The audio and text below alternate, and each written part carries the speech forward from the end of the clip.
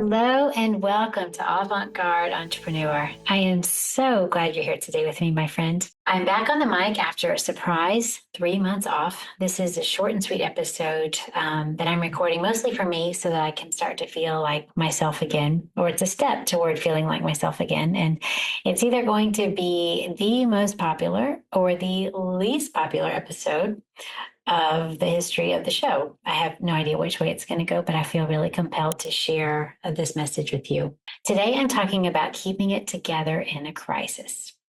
Now, I have done podcast episodes and written blogs about the importance of having systems in place and delegating, taking time away from your social enterprise, because you just don't know when things are going to happen. It could be something that happens to you or your family member where you have to leave or step away sometime unexpectedly. So I'm eating my own cooking. And I'm going to share about my experience with having to do just that. Big things tend to happen for me in the fall. My goal quarter for the fall is the months of September, October, and November.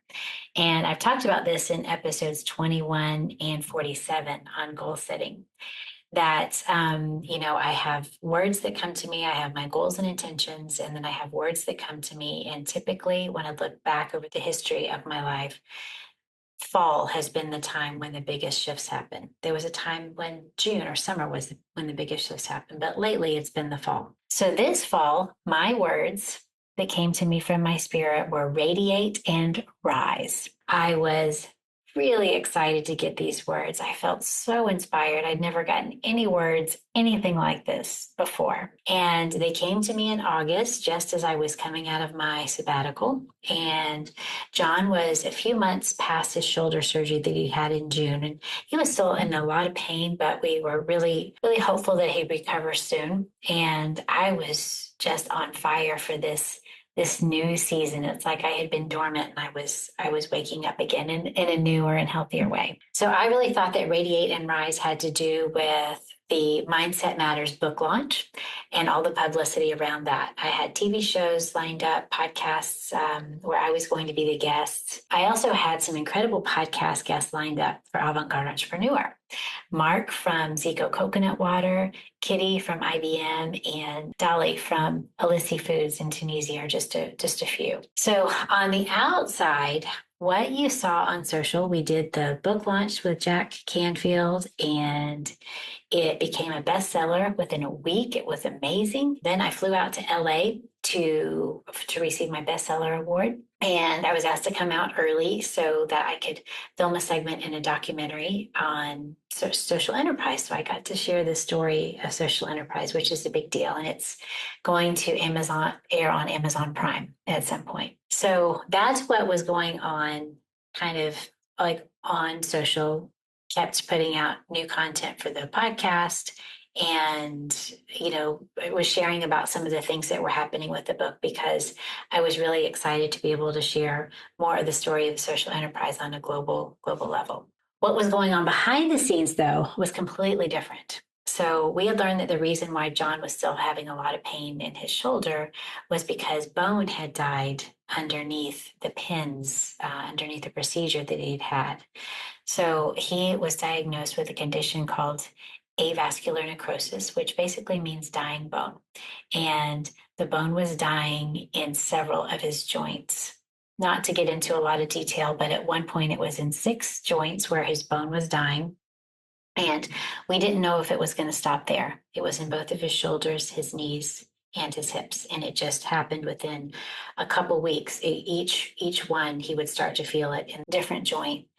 And the pain was just unspeakable. And the worst part was that we didn't know what it was caused by or if it was going to continue to spread. It could get into his ankles, wrists, elbows, joints. And when you look at someone who's in that much pain in 6 joints, it's just unbearable to think about what if it got into, if it was going to keep spreading and get into more. And John literally felt like he was dying from the inside out. So it was quite a road. We did a lot of things like I basically adjusted my time. I had canceled my trip to LA to receive my award completely.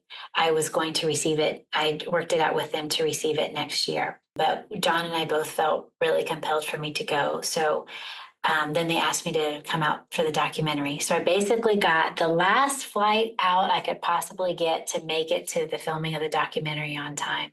And the first flight out I could possibly get to come home after receiving my award. So I was gone for a really short time and got to have my time on the red carpet, and it was wonderful. It was as if I was living in two worlds. I had all this in my head, and my heart was hurting so much for John being home. We had everything worked out to have friends come and help him with getting to his therapies and his treatments. And then, but yet on the other side, I knew that it was really important to me for me to be up and to share the story and to somehow compartmentalize what was happening in my home life so that I could function for what I needed to do in public. So that's kind of a little bit of the contrast of what you saw on social versus what was going on at home.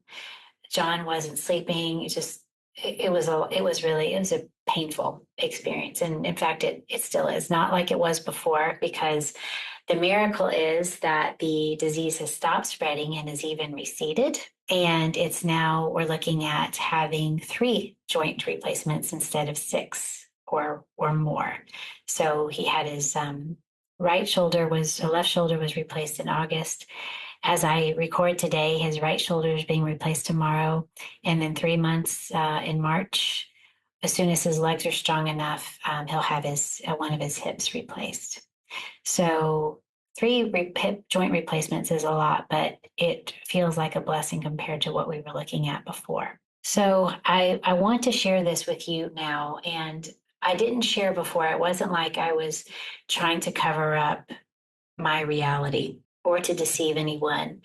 It really was more that I was just in this fog of horror, and I did what I had to do to keep going. I mean, researching alternatives, calling different doctors, lining up therapies, dealing with pharmacies, trying to help him keep his business together without jeopardizing, relationships, filling out forms.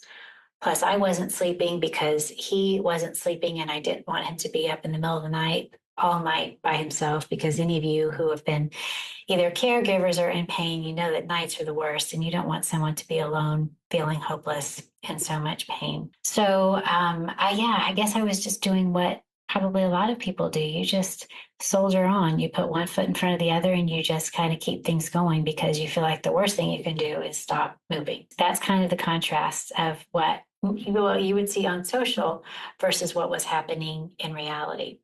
And my priority is to be able to continue to give you wonderful free content that really helps you to build sustainable social enterprise. And so I felt like as long as I could do that, that's what matters. You don't need to hear all my drama, but what you do need is help and resources to keep you and help you progress in your business. And I knew that at some point it would be the right time for me to record an episode and share a little bit about my experience about what was really happening. And also, I talk a lot about comparaitis and seeing other people on social. You just don't know what is going on in other people's lives. So there's what you see, but then there's also the reality. And so it's important for all of us to understand that what we see on social is one thing, but we all have challenges and difficulties. So it's important to not judge ourselves or compare ourselves or say, oh, so-and-so never has any problems, or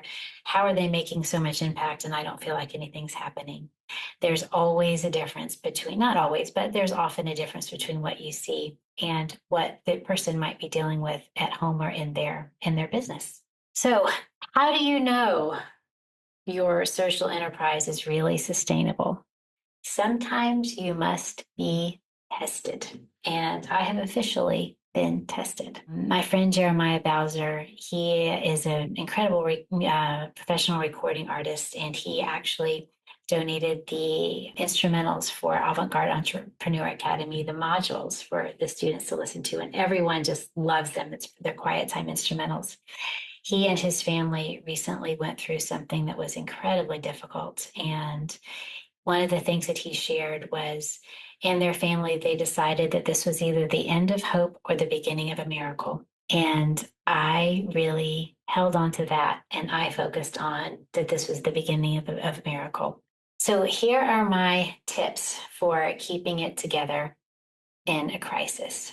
There are actually 13, but first of all, if you're in a crisis, you don't have to listen. You don't have time to listen to all those. And frankly, I'm still in the middle of it. So I've narrowed it down to 5 that I think are the most impactful and the most universal. And I'd also thought of, maybe separating them into like business and personal, trying to think of how to compartmentalize them. But as impact business owners and leaders, our lives are so integrated. So there's really no separation. Our business is our personal life and our personal life is our business. So I'm just going to share these with you. I didn't get all of the way that I say them correctly, like in the proper tense, but I'm just going to share from my heart.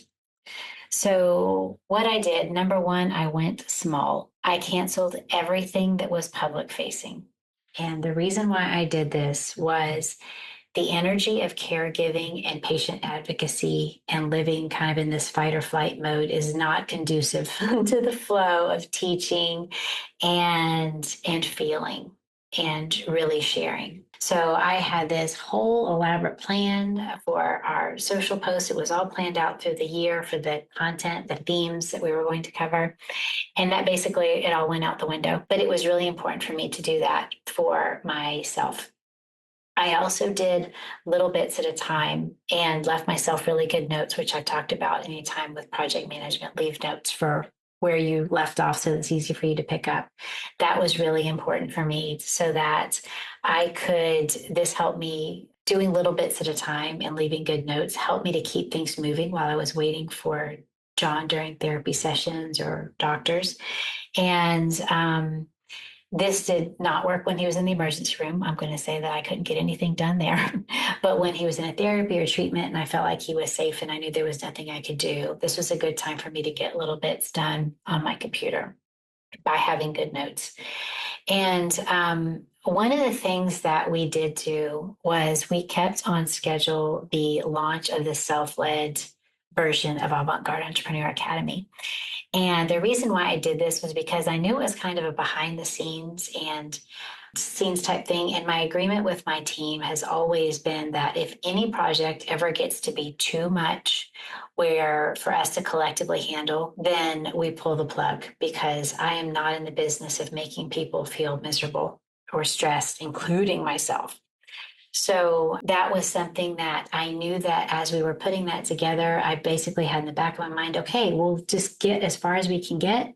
If it gets to be too much, we'll just stop, but we'll see how far we can go. And between Kayla, B, and me and B's team, we were able to keep things moving and get the self-led version of the Academy launched.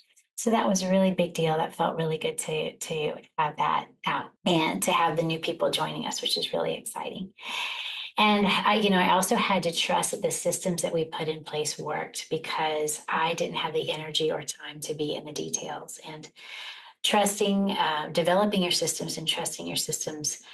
We talked a lot about this with Dina Patton. I've talked a lot in other episodes, but I cannot stress the importance enough of having systems in place because it is a beautiful thing whenever you can rely on them and just know that they are working and look back and go, wow, that really did work the way I thought it was, or that worked out even better than I thought it would. So that was really important. So again, all this falls under the category of I went small as far as taking everything that was public and just kind of condensing it down into what I could do that was manageable for me. The second thing I did was I adjusted my quiet time to the afternoon.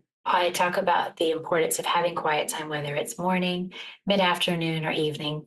For mine, my quiet time has always been in the morning, but often the nights ran into the mornings because John didn't sleep and I would wake up with him. And so, basically it didn't always work for the mornings. And there were even a couple of days where I will admit, as much as I don't like to admit it, I missed my quiet time because it was just kind of one thing rolled into the next and there really wasn't time to even sit for anything. And I shouldn't say there wasn't time to sit. I didn't make time to sit. But I can tell you that adjusting my quiet time to the afternoon, once I did that, that was really important for helping me keep my vibe high and to feel like I could, because when you're in a higher vibe state, you're more open to solutions versus whenever you're narrow and you're kind of in this fight mode. It's by my quiet time, it helps me to hear my spirit and helps me to be more open to solutions and things that could come my way, ways that I could adjust my life, ways that I could help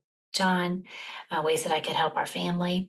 And this really centered me. Having my quiet time at all, but especially in the afternoon, really centered me when it felt like everything was out of control. And it didn't even need to be a long time. Sometimes it was just 10 minutes, just if I could sit with my journal and my headphones and a cup of coffee and my spirit and just hear and just be peaceful and quiet. It was really good for me. The third thing I did was I meditated on what I wanted to feel, not what I was experiencing. And I also meditated for John as well. So if you're in a relationship with someone, you have, I don't want to say spiritual authority, not in a negative way, but I mean it in a good way, where I could pray for John and meditate for John and know that even no matter how bad he was feeling, it was something toward contributing to his well-being, because I was basically putting the vibration of love out for him and also out into the world as I was feeling good. We're all connected here somehow. So when I'm meditating and I am feeling love and sharing love, that's not just for me, that is for my husband in my home, and it also radiates out into the world. And a lot of times we, especially when we're in a difficult time in a crisis, we ruminate on all the things that are going wrong and how we're feeling or how our loved one is feeling. And so having 20, 30 minutes a day where I meditated on what I wanted to feel and what I wanted to happen versus what I was really experiencing, that made a huge difference. And I can tell you that it was tough, because day after day, night after night, especially when we were in the phase where it was just getting worse and worse, it felt like nothing was happening and it wasn't working. And I just kind of kept doing it, even though I'll be honest, it was discouraging sometimes. But in about 6 months or so, John said, wow, I actually feel on the side of good. And I said to myself, well, I will receive that, because if I've heard him say that one time, even if things get bad again, which they did, I at least know that we've got more of that in the future. I got that from Rose, that you hold on to the good things, because those are your sign that more of that is possible. Dr. Joe Dispenza talks about all the people who have meditated day after day, month after month for their healing. They meditated to change so that they would heal. And the healing was a byproduct of them changing. And the healing happens just when you get past the moment that you want to stop. And so I knew that it was really important for me to keep going and to keep meditating and keep this practice up and keep focusing on what I wanted to experience. And we're getting closer. I can tell you that we're certainly getting closer. Number 4, I leaned on my team. Wow, I've spoken in several episodes, as I mentioned earlier, about delegating, the value of creating procedures and systems, because you never know when you're going to have to leave your social enterprise out of necessity or not necessarily by choice. What John had, what he started with, was a routine surgery. In the US, people have rotator cuff surgery all the time. It's always considered the most painful, but it's incredibly common. And no one ever anticipated that it would become a disease that would spread rapidly throughout his body. And I had taken a few months of sabbatical, which I talked about during his surgery and recovery. And we didn't know that he wasn't recovering, that it was just the beginning. We really thought, wow, he's in a lot of pain, but surely he's making progress. And it was just the beginning. And so even though I had everything lined up to re-engage in August, I know I mentioned that I put that all on hold. I really, really relied on B and Kayla to do their thing, and really depended on them and depended on the systems that we put in place. And I can tell you that they were amazing. And I literally I had no choice but to take my hands off the wheel. And I was so impressed and I'm so grateful for how they have taken over things. And it's interesting too, even while I was, in the throes of things with John, B's mom got really sick and had a stroke. Shocking. So B had to rely on her team. So it's interesting that Colonel Blake Glass talked about the importance of sewing into not the level below you, but the level below, the next level down, the second level of leaders up and coming. And so B really had to rely on her team. And I had to rely on B's team. And they were just incredible. So, and I'm also grateful that Kayla loves messes. So, as much as I feel bad as a leader giving her message, she thrives on them. So, I just piled them on her, and she was happy, and I was happy. So, everybody won. And the fifth thing, gratitude.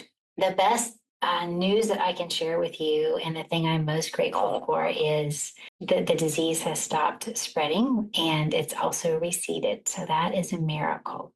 And now that we are down to 3 joint replacements versus 6, I can tell you there are just miracles in every day. And sometimes the miracle of the day was that he slept for 2 hours, because that was more than he slept the night before. And it's so important that, gratitude ranks right up there. It's with love, it's a healing frequency, and it will get your vibration higher when nothing else will. So I think on maybe one episode or one masterclass I recorded, I literally I showed my journal of I'm grateful for, I'm grateful for, I'm grateful for.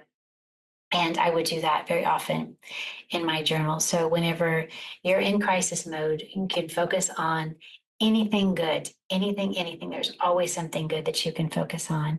And gratitude is so simple and it's so free, and it will help you more than anything else will. So those are my 5 things. I'm going to just do a little recap. 5 things that I did, my tips for keeping it all together in a crisis. Number 1, I went small. Number 2, I adjusted my quiet time. Number 3, I meditated on what I wanted to feel, not what I was experiencing. Number 4, I leaned on my team. And number 5, I expressed gratitude every chance I got. So what does this mean for you? Someone once told me that it's important to get strong in your faith when times are good, so that you have it to lean on when times are bad. When it comes to creating a sustainable social enterprise, this lesson is not only literal, like there is tremendous value in building your faith in the good times so you have it to lean on in the down times. It's also really important to put the building blocks in place for a sustainable social enterprise before you need to know that it's sustainable. So before you're tested. So it's really important to do these things as much as you can when times are good and when you're flying high and whenever it feels like everything is going your way. And then even whenever it just feels like you're mediocre and in the messy middle and it's just kind of blah. Use that time to really put the things in place that are going to help you later, because you never know when you're going to need it. And as I reflect on this long, difficult season, virtually all the things I did, when I look back at my list of 13 and then also the 5 specifics that I shared with you today, all those things were a function of what I learned in the good times.